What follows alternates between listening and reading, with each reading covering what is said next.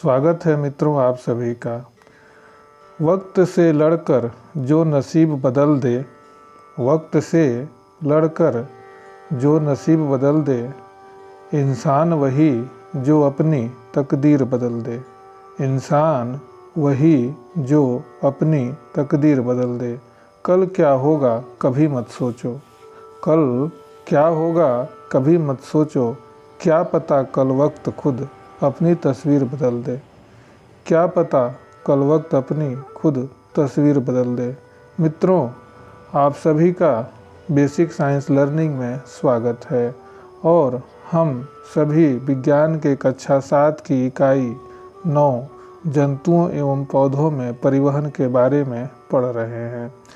मित्रों, आज हम जंतुओं एवं परिवहन के भाग 9 में हम कुछ तथ्यों पर चर्चा करेंगे। मित्रों, जैसा कि हम जानते हैं कि रुधिर का आधान, हम कई बीमारियों से यदि रुधिर दाता मुक्त होता है तभी हम उसका रक्त लेते हैं, अन्यथा की स्थिति में हम उसका रक्त नहीं लेते। इसके लिए कई प्रकार के टेस्ट जरूरी होते हैं। जैसा कि हम जानते हैं कि रुधिर वर्ग 4 प्रकार के होते हैं और जिसमें ए, बी, AB तथा O रुधिर वर्ग होते हैं। इसमें मुख्य रूप से O- सभी को दे सकता है, जिसे हम सर्वदाता कहते हैं। उसी प्रकार AB+ सभी का रुधिर ले सकता है और AB+ केवल AB+ को ही रुधिर दे सकता है, इसलिए उसको हम सर्वग्राही कहते हैं। AB- सभी का रक्त नहीं ले सकता, केवल AB+ का नहीं ले सकता, बाकी सबका ले सकता है। इस प्रकार हम रुधिर वर्ग के दानदाताओं की वर्ग के आधार पर हम रक्त लेते हैं। अब हम रक्त का आदान प्रदान किस प्रकार होता है इसके बारे में बात करेंगे। किसी मनुष्य के शरीर में रक्त की कमी हो जाने पर अलग से रक्त चढ़ाकर रक्त की कमी को पूरा किया जाता है। इस क्रिया को रुधिर आदान कहते हैं। इस प्रक्रिया में दाता तथा ग्राही दोनों के रक्त वर्गों को सुमेलन किया जाता है, अर्थात मिलाया जाता है। जैसा कि हम जानते हैं कि सबसे पहले रोगी का रक्त वर्ग ज्ञात किया जाता है और रुधिर बैंक से उपलब्ध कराए गए समान रुधिर वर्ग के रक्त को रोगी के शरीर में आवश्यकता अनुसार चढ़ा दिया जाता है। रुधिर बैंक से प्राप्त रक्त को रोगी को देने के पूर्व भली भांति देखा जाता है कि वह HIV अर्थात ह्यूमन इम्यूनोडेफिशिएंसी वायरस या मानव प्रतिरक्षा अपूर्णता विषाणु से मुक्त है कि नहीं है। आजकल परिरक्षित रक्त की बोतलों पर HIV मुक्त होने का प्रमाण भी लिखा रहता है। इनके अतिरिक्त रक्त जीवाणु, प्रोटोजोआ एवं कवकों से भी मुक्त होना चाहिए। ऐसा ही रक्त रोगी के शरीर में डॉक्टर की देखरेख में चढ़ाया जाना चाहिए। रुधिर देने वाले को दाता जैसा कि हम जानते हैं तथा रुधिर लेने वाले को ग्राही कहते हैं, जिसे हम रिसीवर और डोनर क्रमशः कहते हैं। रुधिर वर्ग O सर्वदाता जिसे हम यूनिवर्सल डोनर कहते हैं तथा रुधिर वर्ग AB सर्वग्राही जिसे हम यूनिवर्सल रिसीवर कहते हैं। रुधिर आदान के लिए समवर्गीय व्यक्तियों का चयन करना चाहिए। जैसा कि तालिका में दिख रहा है कि A रुधिर वर्ग A तथा AB और को ही दे सकता है और जबकि B रुधिर वर्ग मुख्य रूप से B और AB को दे सकता है, A और O को नहीं दे सकता। जबकि AB रुधिर वर्ग सभी को नहीं दे सकता, केवल AB रुधिर वर्ग वाले को ही रुधिर दे सकता है, इसलिए हम इसको सर्वग्राही कहते हैं। वो रुधिर वर्ग सभी वर्गों के रुधिर वर्ग को दे सकता है। इस प्रकार हम वो रुधिर वर्ग को सर्वदाता भी कहते हैं। इस प्रकार हमारे रुधिर का वर्गों का आदान प्रदान होता है। इस आधार पर जिस व्यक्ति या रोगी के शरीर में रुधिर की कमी होती है उसको इस प्रकार का रुधिर चढ़ाया जाता है। तो मित्रों, यह रहा रुधिर वर्ग के बारे में। अब हम पौधों में परिवहन किस प्रकार होता है इसके बारे में बात करेंगे। आपने पौधों को पानी डाला होगा। आप क्या, हमने सभी ने पानी डाला है। किसी को हम पानी डालते हुए देखते भी हैं। हम देखते हैं कि किसी मुरझाए हुए पौधे को जब पानी देने लगते हैं तो कुछ देर बाद उसकी पत्तियां हरी भरी तथा ताज़ी दिखाई देने लगती हैं।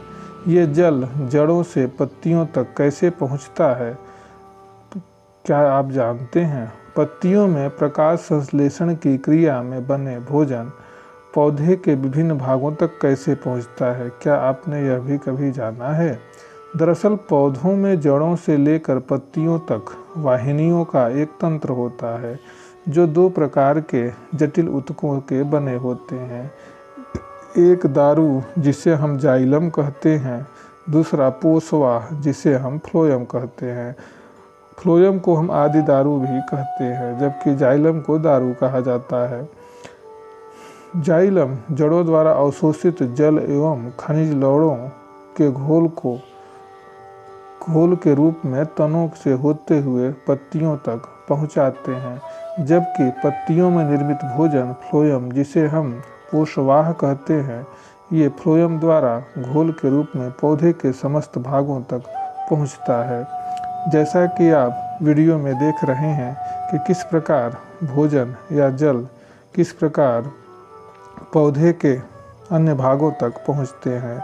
यदि वह जड़ से पानी या खनिज लवणों का अवशोषण करता है तो धीरे धीरे वह मूलरोम के माध्यम से जल का अवशोषण कर मिट्टी के कणों से सोख कर वह सीधे जाइलम में ले जाता है और वह जल तथा खनिज लवण पत्तियों तक पहुंचा देता है।